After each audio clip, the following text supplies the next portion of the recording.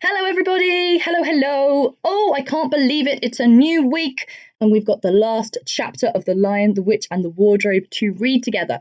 Now, because this is our last chapter, for your next video and for the work in the second half of the week, we are going to be moving to a new topic. Let's see if you can guess what that new topic is going to be based on your new spelling words. Let me find my PowerPoint. There we go. So, your new spelling words for your test on Friday are alliteration, metaphor, simile, repetition, stanza, personification, and rhythm. You will find out on Thursday exactly what our new topic is, but I will leave that with you to see if you can have a guess. And don't forget these spelling words for your test on Friday.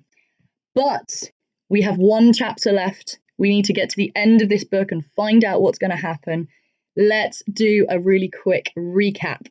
So remember, when we left it last time, Peter and Edmund are battling the army of the White Witch, and the witch believes she has killed Aslan. However, the really deep magic in Narnia has brought Aslan back to life. He's taken Lucy and Susan to the witch's house. He's jumped over the wall into her courtyard full of statues. When Aslan breathes on these statues, they return to life. So the three of them save everybody in the witch's house, including Mr. Tumnus. A giant breaks down the wall of the witch's castle, and the whole party rushes off to help Edmund and Peter fight the witch. And where we left it, they just reached the battlefield, they charged, and Aslan has leapt at the witch. Let's finish this story off, this great journey that we've been taking together over the last kind of 3 months, with chapter 17, The Hunting of the White Stag. The battle was all over a few minutes after their arrival. Most of the enemy had been killed in the first charge of Aslan and his companions, and when those who were still living saw that the witch was dead, they either gave themselves up or took to flight. The next thing that Lucy knew was that Peter and Aslan were shaking hands. It was strange to her to see Peter looking as he looked now. His face was so pale and stern, and he seemed so much older. "It was all Edmund's doing, Aslan," Peter was saying. "We'd have been beaten if it hadn't been for him. The witch was turning our troops into stone right and left, but nothing would stop him. He fought his way through 3 ogres to where she was just turning one of your leopards into a statue. And when he reached her, he had the sense to bring his sword smashing down on her wand, instead of trying to go for her directly and simply getting made a statue himself for his pains. That was the mistake all the rest were making. Once her wand was broken, we began to have some chance, if we hadn't lost so many people already. He was terribly wounded. We must go and see him." They found Edmund in the charge of Mrs. Beaver, a little way back from the fighting line. He was covered with blood. His mouth was open, and his face a nasty green colour. "Quick, Lucy," said Aslan. And then, almost for the first time, Lucy remembered the precious cordial that had been given her for a Christmas present. Her hands trembled so much she could hardly undo the stopper, but she managed in the end and poured a few drops into her brother's mouth. "There are other people wounded," said Aslan, while she was still looking eagerly into Edmund's pale face and wondering if the cordial would have any result. "Yes, I know," said Lucy crossly. "Wait a minute." "Daughter of Eve," said Aslan in a graver voice. "Others also are at the point of death. Must more people die for Edmund?" "I'm sorry, Aslan," said Lucy, getting up and going with him. And for the next half hour they were busy, she attending to the wounded, while he restored those who had been turned into stone. When at last she was free to come back to Edmund, she found him standing on his feet, and not only healed of his wounds, but looking better than she had seen him look, for ages. In fact, ever since his first term at that horrid school, which was where he had begun to go wrong. He had become his old self again, and could look you in the face. And there, on the field of battle, Aslan made him a knight. "Does he know," whispered Lucy to Susan, "what Aslan did for him? Does he know what the arrangement with the witch really was?" "Hush, no, of course not," said Susan. Oughtn't he to be told? Said Lucy. Oh, surely not, said Susan. It would be too awful for him. Think how you'd feel if you were he. All the same, I think he ought to know, said Lucy. But at that moment, they were interrupted. That night, they slept where they were. How Aslan provided food for them all, I don't know, but somehow or other they found themselves all sitting down on the grass to a fine high tea at about 8 o'clock. Next day, they began marching eastward down the side of the great river, and the next day after that, about tea time, they actually reached the mouth. The castle of Cair Paravel on its little hill towered up above them. Before them were the sands, with rocks and little pools of salt water and seaweed, and the smell of the sea, and long miles of bluish-green waves breaking for ever and ever on the beach. And oh, the cry of the seagulls! Have you heard it? Can you remember? That evening, after tea, the 4 children all managed to get down to the beach again and get their shoes and stockings off and feel the sand between their toes. But the next day was more solemn, for then, in the great hall of Cair Paravel, that wonderful hall with the ivory roof and the west door all hung with peacock's feathers, and the eastern door, which opens right onto the sea, in the presence of all their friends and the sound of trumpets, Aslan solemnly crowned them and led them onto the 4 thrones amid deafening shouts of, "Long live King Peter! Long live Queen Susan! Long live King Edmund! Long live Queen Lucy!" Once a king or queen in Narnia, always a king or queen. Bear it well, sons of Adam. Bear it well, daughters of Eve, said Aslan. And through the eastern door, which was wide open, came the voices of the mermen and the mermaids swimming close to the castle steps and singing in honour of their new kings and queens. So the children sat in their thrones, and sceptres were put into their hands, and they gave rewards and honours to all their friends, to Tumnus the fawn, and to the beavers, and giant Rumblebuffin, to the leopards, and the good centaurs, and the good dwarfs, and to the lion. And that night there was a great feast in Cair Paravel, and revelry and dancing, and gold flashed and wine flowed, and answering to the music inside, that stranger, sweeter, and more piercing, came the music of the sea people.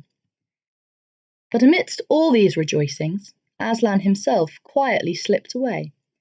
And when the kings and queens noticed that he wasn't there, they said nothing about it. For Mr. Beaver had warned them. "He'll be coming and going," he had said. "One day you'll see him, and another you won't. He doesn't like being tied down, and of course he has other countries to attend to. It's quite all right. He'll often drop in, only you mustn't press him. He's wild, you know, not like a tame lion." And now, as you see, this story is nearly, but not quite, at an end. These 2 kings and 2 queens governed Narnia well and long, and happy was their reign. At first, much of their time was spent in seeking out the remnants of the White Witch's army and destroying them. And indeed, for a long time there would be news of evil things lurking in the wilder parts of the forest, a haunting here and a killing there, a glimpse of a werewolf one month, and a rumour of a hag the next. But in the end, all that foul brood was stamped out. And they made good laws, and they kept the peace, and saved good trees from being unnecessarily cut down, and liberated young dwarfs and young satyrs from being sent to school, and generally stopped busybodies and interferers, and encouraged ordinary people who wanted to live and let live. And they drove back the fierce giants, quite a different sort from giant Rumblebuffin, on the north of Narnia, when these ventured across the frontier. And they entered into friendship and alliance with countries beyond the sea, and paid them visits of state, and received visits of state from them. And they themselves grew and changed as the years passed over them. Peter became a tall and deep-chested man, and a great warrior, and he was called King Peter the Magnificent. And Susan grew into a tall and gracious woman, with black hair that fell almost to her feet, and the kings of the countries beyond the sea began to send ambassadors asking for her hand in marriage, and she was called Queen Susan the Gentle. Edmund was a graver and a quieter man than Peter, and great in counsel and judgment. He was called King Edmund the Just. But as for Lucy, she was always gay and golden-haired, and all princes in those parts desired her to be their queen, and her own people called her Queen Lucy the Valiant. So they lived in great joy, and if ever they remembered their life in this world, it was only as one remembers a dream. And one year it fell out that Tumnus, who was a middle-aged fawn by now and beginning to be stout, came downriver and brought them news that the white stag had once more appeared in his parts, the white stag who would give you wishes if you caught him. So these 2 kings and 2 queens, with the principal members of their court, rode a-hunting with horns and hounds in the western woods to follow the white stag. And they had not hunted long before they had a sight of him.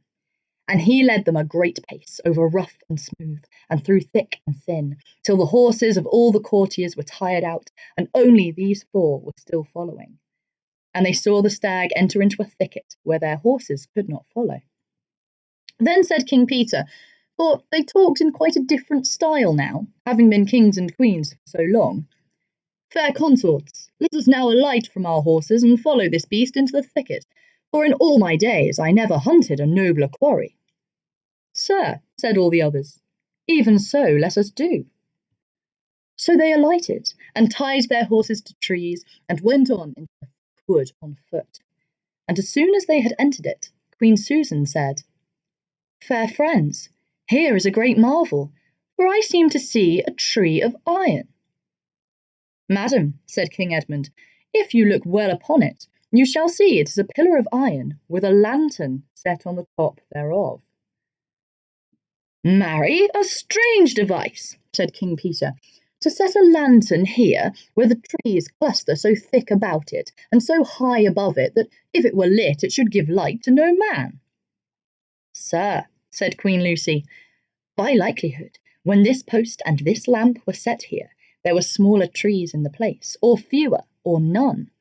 For this is a young wood, and the iron post is old." And they stood looking upon it. Then said King Edmund, "I know not how it is, but this lamp on the post worketh upon me strangely. It runs in my mind that I have seen the like before, as it were in a dream, or in the dream of a dream." "Sir," answered they all, "it is even so with us also."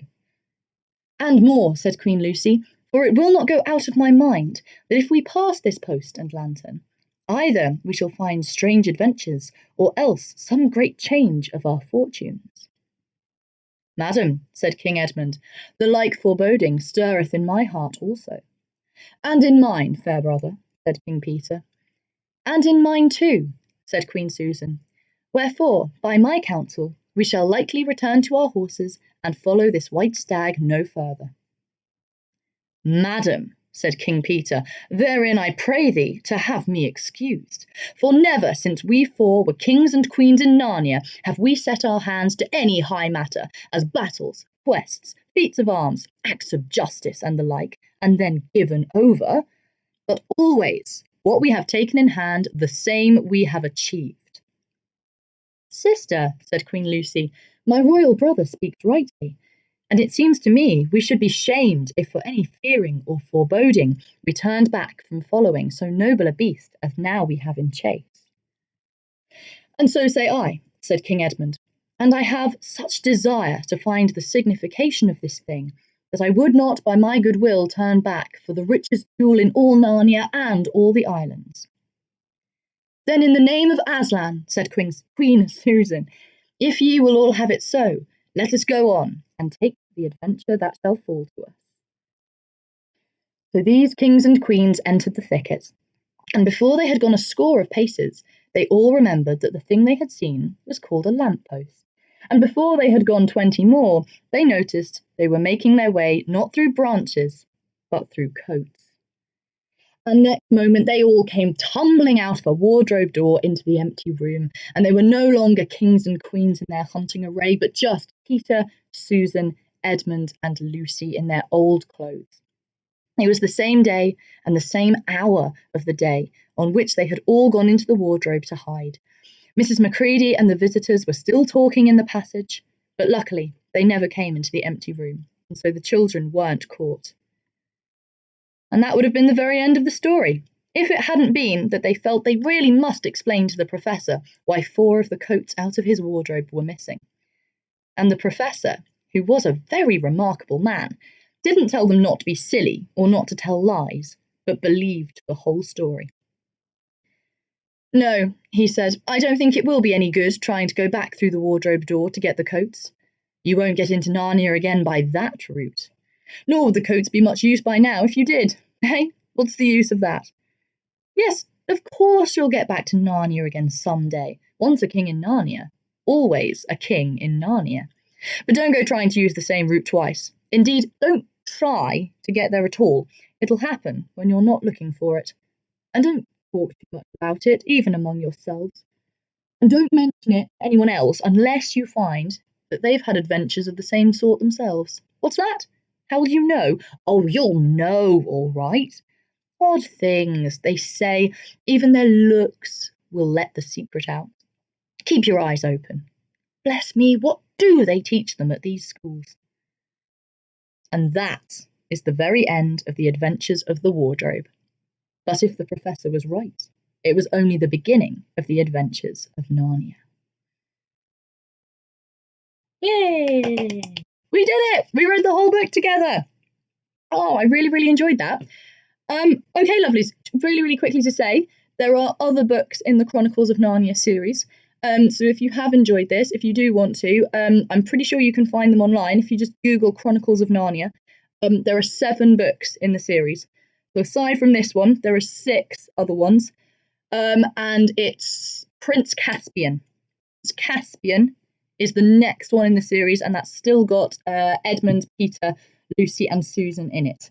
So if you want to read more about the adventures of those 4 characters, you want to go looking for a book called The Chronicles of Narnia, Prince Caspian. There is also a Disney film called Prince Caspian, and it's got Ben Barnes in it, who plays Prince Caspian, and he's really cute. So I would check that out if I were you. Okay, a few quick things to think about. Firstly, number 1, do you think that they ever will return to Narnia? Well, I've kind of given that away now, haven't I? I've just told you in the next book they do. But there you go. Number 2, how do you think they're going to manage adjusting back to being children? Think about it. If you went somewhere and you were made a king or a queen and you lived there until you grew up and became an adult, and then suddenly, one day, snap of your fingers, you're back to being 12, 13, 14 years old, not a king, people don't do as you say. I think I'd find that quite hard. That would be quite challenging. And the final thing, did you enjoy it? I hope you did. I really enjoyed sharing it with you. But yeah, if you enjoyed it, what was it that made you enjoy it? If you didn't, what was it that you didn't enjoy about it? Your opinions matter when it comes to books.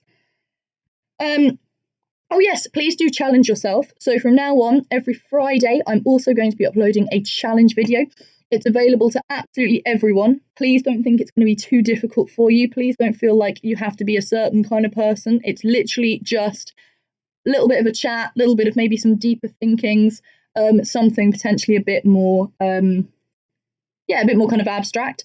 But yeah, last Friday's one is live. There'll be a new one coming this Friday. Bring a cup of coffee or a hot drink of your choice, and that's always quite good fun. And please don't forget, you do also have a new spelling test on Friday. Your words are at the beginning of this video, and I'll make sure they're also up on Show My Homework for you as well. I hope you have a wonderful week, lovelies. Please do take care. As ever, drop me an email, get in touch with me on Show My Homework if you need anything. I'm always here. Look after yourselves. Bye-bye.